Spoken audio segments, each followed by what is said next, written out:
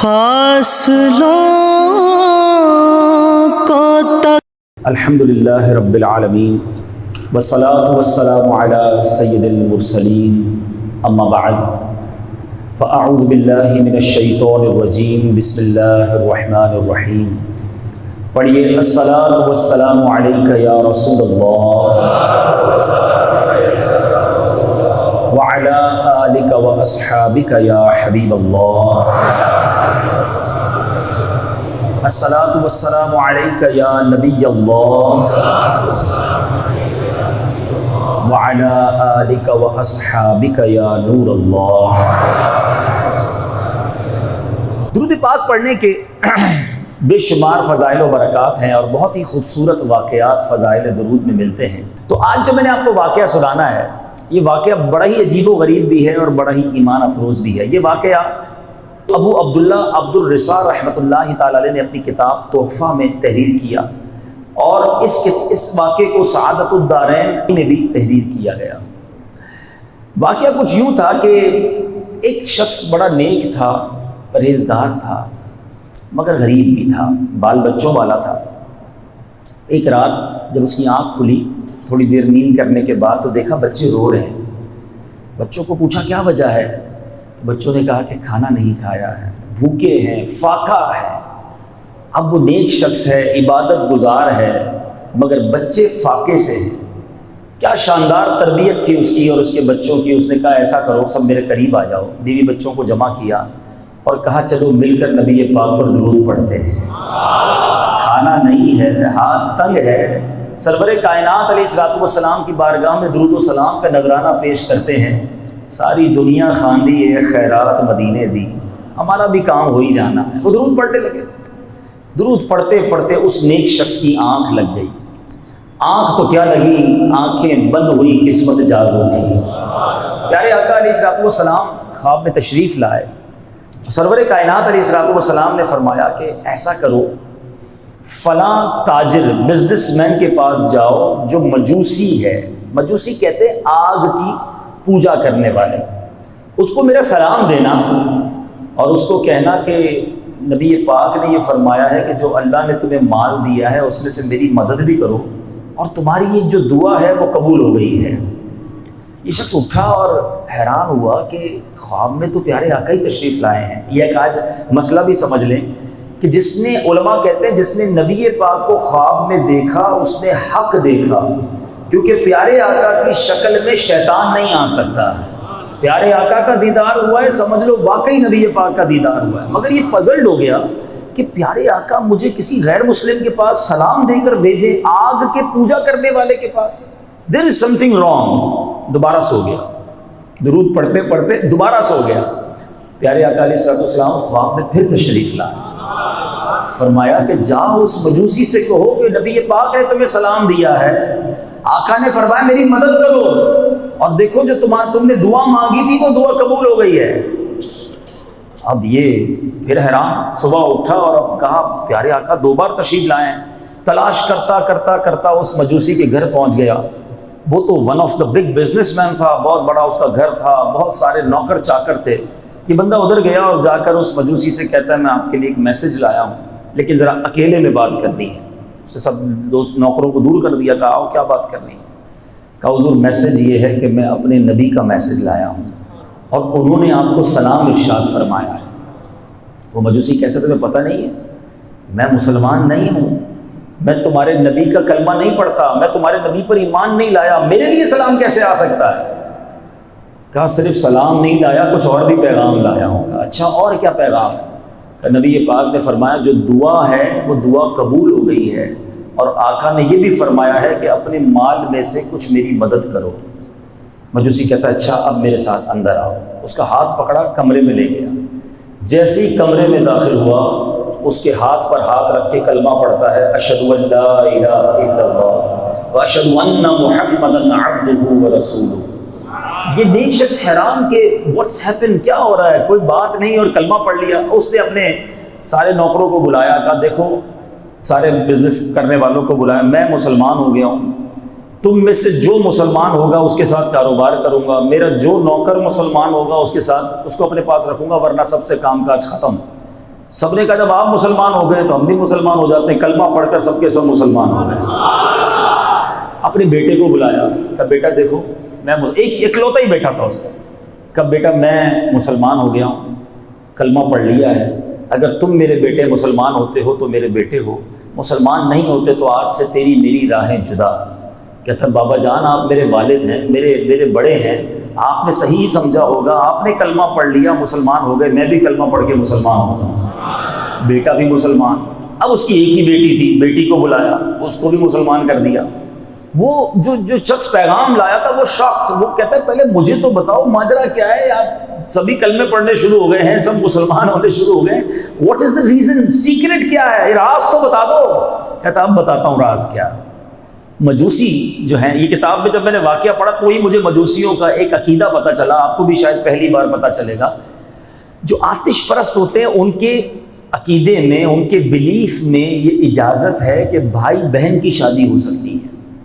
اس مجوسی بلینر کے صرف ایک بیٹا اور ایک بیٹی تھی، تو اس نے اپنے بیٹے اور بیٹی کی شادی کچھ دنوں پہلے ہی کی تھی۔ وہ کہتا ہے کہ کچھ دنوں پہلے میں نے اپنے بیٹے اور بیٹی کی شادی کی اور بہت بڑی دعوت کی، ایک ہی بیٹا ایک ہی بیٹی اور ان کی بھی آپس میں شادی، تو پھر تو اس نے کہا مجھے خرچہ ہی ان پہ کرنا تھا، تو بڑی شاندار دعوت، پورے شہر کو بلایا، بڑے کھانے کھلائے۔ رات تھک ہار کر جب میں اپنے گھر سویا تو میرے برابر میں پڑوس میں ایک چھوٹا سا گھر ہے، مجھے وہاں سے رونے کی آواز آئی۔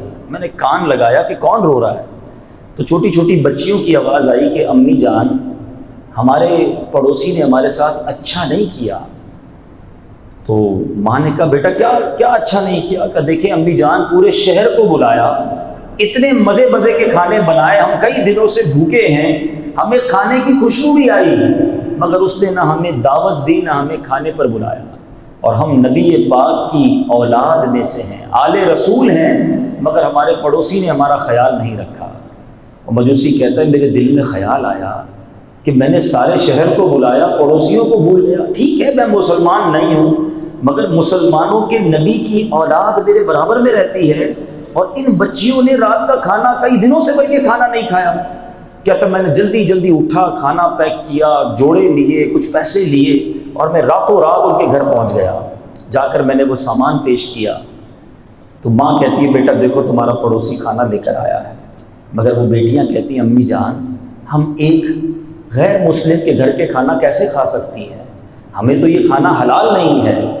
تو اب ایسا کرتی ہیں کہ اس نے ہم پر احسان کیا ہے، اب ہم اس کے لیے دعا کرتے ہیں۔ وہ مجوسی کہتا ہے ان سید زادیوں نے روتے روتے ہاتھ اٹھائے، اللہ کی بارگاہ میں دعا کی کہ یا اللہ اس شخص کو اسلام کی ہدایت بھی دے دے، اس نے ہمارے ساتھ بھلا کیا ہے، ہمارے نانا جان جناب محمد مصطفیٰ صلی اللہ علیہ وسلم کی شفاعت سے اسے جنت میں داخلہ بھی عطا فرما دے۔ وہ کہتا ہے میں تو کھانا کھلا کر آ گیا، لیکن بچیوں کی دعا میرے کان میں تھی، لیکن آج جو تم سلام لائے ہو اور یہ بھی پیغام لائے ہو کہ دعا قبول ہو گئی ہے، اس کا مطلب میرا وہ صدقہ، میری وہ خیرات، میری وہ مدد قبول کر لی گئی بارگاہ رسالت میں، تمہارے نبی نے میرا نام لے کر سلام بھیجا ہے، اب میں نے اسلام بھی قبول کر لیا ہے، اور مجھے امید ہے جو دوسری دعا مجھے ملی ہے کہ آقا کی شفاعت سے جنت میں داخلہ ہوگا، انشاءاللہ وہ داخلہ بھی میرا ہو جائے گا۔ اب سنو تیسرا پیغام تم یہ لائے تھے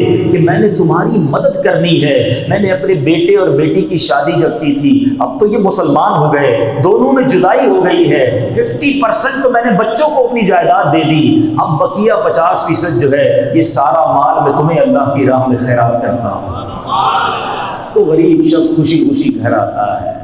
میٹھے اسلامی بھائیوں، یہ واقعہ اگر میں آج کچھ اور بیان نہ بھی کروں نا، صرف اسی واقعے پر میں اگر مدنی پھول دینا شروع کروں کہ کیا کیا لیسن ملتا۔ سب سے پہلا لیسن، شخص غریب تھا، نمازی تھا، عبادت گزار تھا، مگر کیسا غریب تھا کہ بچے رات کو بھوکے سوئے ہوئے ہیں، مگر اس نے کیا کیا، اٹھ کر بچوں کو روتا دیکھ کر کیا خودکشی کے بارے میں سوچا؟ کیا اللہ کی بارگاہ میں کمپلینس کرنا شروع کر دی؟ اے اللہ میں پیچھے رہ گیا، نماز بھی پڑھتا ہوں، روزے بھی رکھتا ہوں، عبادت بھی کرتا ہوں، میرے بچے بھوکے، مجھے تو نے دیا ہی کچھ نہیں۔ آج یہی تو ہوتا ہے نا، کسی کے پاس مال کم ہو، کسی کے پاس روزی روزگار میں کوئی کمی ہو جائے تو شکوے، شکایت، کمپلین۔ کیا مائنڈ سیٹ تھا، بیٹا کھانا نہیں ہے کوئی بات نہیں، آؤ مل کر نبی پاک پر درود بھیجتے ہیں۔ یہ کیا سکھا گیا ہمیں؟ یہ سیکھنے والی بات ہے۔ زبان پر شکوے رنج و الم لایا نہیں کرتے، زبان پر شکوے رنج و الم لایا نہیں کرتے، نبی کے نام لیوا غم سے گھبرایا نہیں کرتے۔ پرابلم کے بغیر زندگی نہیں گزرتی ہے۔ آپ کو لگتا ہے کہ جس کا بڑا بنگلہ ہے، جس کی بڑی گاڑی ہے، وہ بہت سخی ہے، ایسا نہیں ہے۔ اس جہاں میں ہر کوئی دکھی ہے، کسی کے کچھ پرابلمز ہیں، کسی کے کچھ پرابلمز ہیں۔ اصل میں مائنڈ سیٹ لوگوں کا یہ بن گیا ہے کہ جس کے پاس پیسہ ہوگا نا وہ سخی ہو جائے گا، جتنا پیسہ ہوگا اتنے پرابلم سالو ہو جائیں گے۔ اگر ایسا ہوتا نا تو دنیا میں کوئی مالدار دکھی نہ ہوتا۔ آپ کا تجربہ نہیں ہے، ہمارا تجربہ ہے۔ ہم دنیا میں روز لوگوں سے مل رہے ہوتے ہیں، بڑے بڑے گھروں میں جاتے ہیں۔ یقین کریں کبھی کبھی اتنے بڑے گھر میں رہنے والا جب کان میں اپنا پرابلم بتاتا ہے نا تو ہم اللہ کا شکر ادا کرتے ہیں کہ یا اللہ اس سے زیادہ ہمیں سخی بنایا ہے۔ اتنے دکھ ہوتے ہیں، اتنی پریشانیاں ہوتی ہیں، اتنی بیماریاں ہوتی ہیں، کبھی بچوں کے غم ہوتے ہیں، کبھی بے اولادی ہوتی ہے، کبھی نیند نہیں آ رہی ہوتی ہے، کبھی مال چھننے کا خوف ہوتا ہے، کبھی اغوا ہونے کا خوف ہوتا ہے۔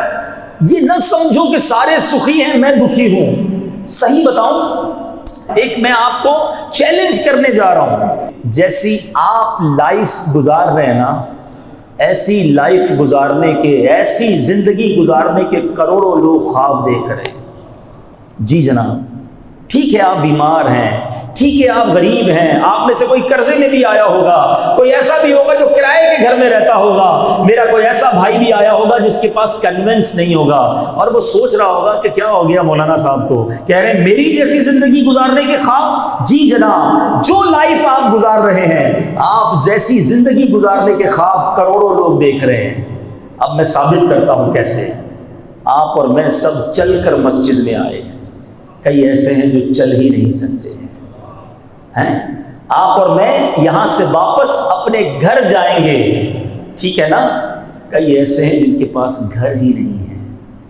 آپ اور میں آزاد ہیں، آج بھی لاکھوں مسلمان جیلوں کے اندر ہیں۔ ان کو کتنا ارمان ہوتا ہوگا کہ میں بھی اس بار سحری افطاری اپنے بچوں کے ساتھ کروں، مگر قید ہے۔ آج دوپہر کا کھانا میں نے اور آپ نے کھا لیا ہے، کئیوں نے رات کا بھی کھا لیا ہوگا، مگر کئی لوگ آج بھی ایسے ہیں جنہوں نے صبح سے کھانا نہیں کھایا ہوگا۔ ہم کہتے ہیں ہمارے پاس کچھ نہیں ہے، میں پیچھے رہ گیا۔ آپ اور میں ہاتھ سے کھانا کھاتے ہیں۔ جاؤ کبھی ہاسپٹل کے اندر، نالیوں کے ذریعے خوراک دی جا رہی ہے، لاکھوں روپے موجود ہیں۔ میں کل پرسوں ایک مریض کو دیکھ کر آیا ہوں، اس گھرانے میں پیسے کی کمی نہیں ہے، بڑے بڑے ڈاکٹرز کو دکھا لیا، علاج کروا لیا، ٹیسٹ کروا لیے، سمجھ ہی نہیں آ رہی بیماری کیا ہے۔ بتاؤ نا، اگر پیسے سے علاج ہوتا تو کروڑوں روپے خرچ کر کے وہ شخص علاج کرا لیتا اپنے گھر والوں کا، نہیں کرا پا رہے۔ اللہ جسے چاہے صحت دے، جسے چاہے سکون دے۔ رب سے سکون مانگو، سکھ مانگو۔ یہ صرف پیسے کے پیچھے پڑ کر اپنے آپ کو غریب سمجھ کر جو ڈی مورلائز ہو رہے ہو، یہ بے وقوفی ہے۔ خدا کی قسم وہ مزدور اچھا ہے